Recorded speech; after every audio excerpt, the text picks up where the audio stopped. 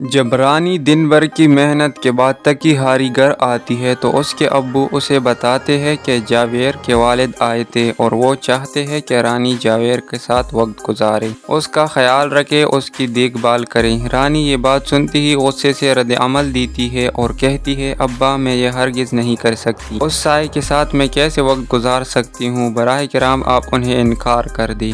رانی کی یہ بات اس کی ماں بھی سن لیتی ہے اور نرمی سے اسے سمجھاتی ہے، بیٹا وہ لوگ اچھی تنخواہ دے رہے ہیں، تم میکینک کا کام کرتی ہو، یہاں تمہیں نہ محنت کا صلہ ملتا ہے اور نہ عزت، یہاں تمہیں عزت بھی ملے گی اور معاوضہ بھی۔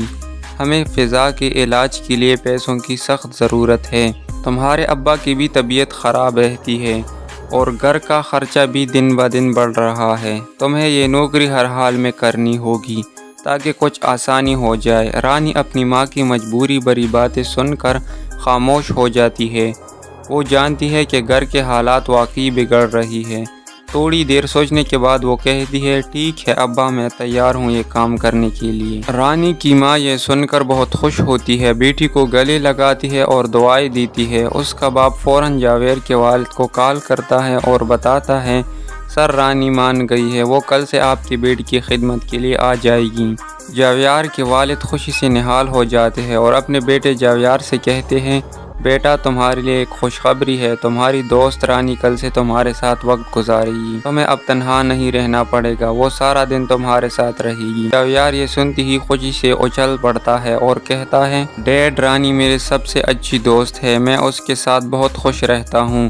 اگلے دن جب رانی جاوید کے گھر پہنچتی ہے تو جاوید کے والد سب گھر والوں سے اس کا تعارف کرواتے ہیں اور کہتے ہیں، یہ بیٹی جاوید صاحب کی خدمت کے لیے آئی ہے، اب یہ سارا دن جاوید کے ساتھ رہے گی۔ جیسے ہی جنید کو یہ خبر ملتی ہے تو وہ اندر ہی اندر تڑپ جاتا ہے، کیونکہ وہ جاوید کی بیماری کے سہارے ساری جائیداد ہتھیانا چاہتا ہے۔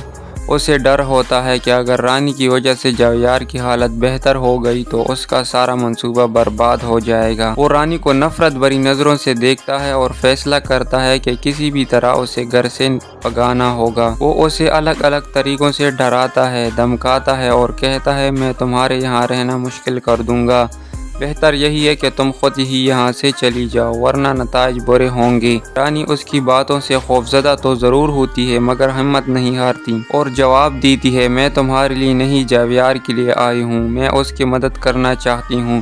جنید پھر چپتے لہجے میں کہتا ہے، جاوید پاگل ہے، تمہیں نقصان پہنچا سکتا ہے اور اگر اس نے نہیں پہنچایا تو میں تمہیں نقصان پہنچاؤں گا۔ یہ سن کر رانی پریشان ہو جاتی ہے اور فوراً جاوید کے کمرے میں چلی جاتی ہے۔